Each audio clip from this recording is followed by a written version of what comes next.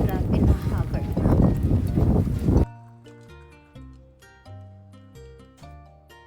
May salamin ka dyan. Pinagay ko na yung salamin ko pala. Nakahirap na mga salamin sa bahay.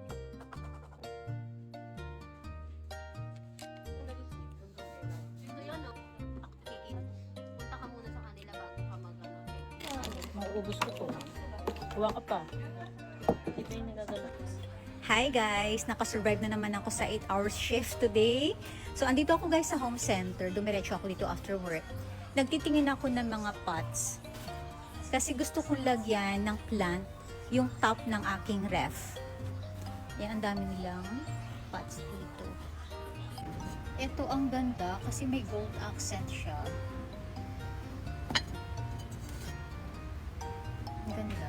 Ito na lang kaya. Ang gaganda ng kanilang hydroculture plants.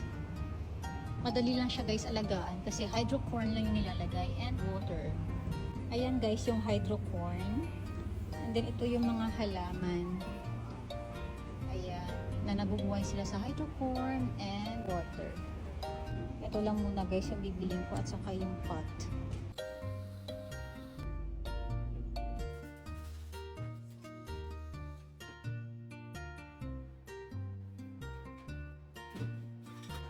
Ilalagay ko na guys itong mga hydroculture plants na nabili ko dito sa jar na may hydrocorns. Ayan. And then lalagyan ko lang siya guys ng water. Ayan guys, nalagyan ko na ng water yung ating hydroculture plants. Ang ganda. Konti lang yung nilalagay na water.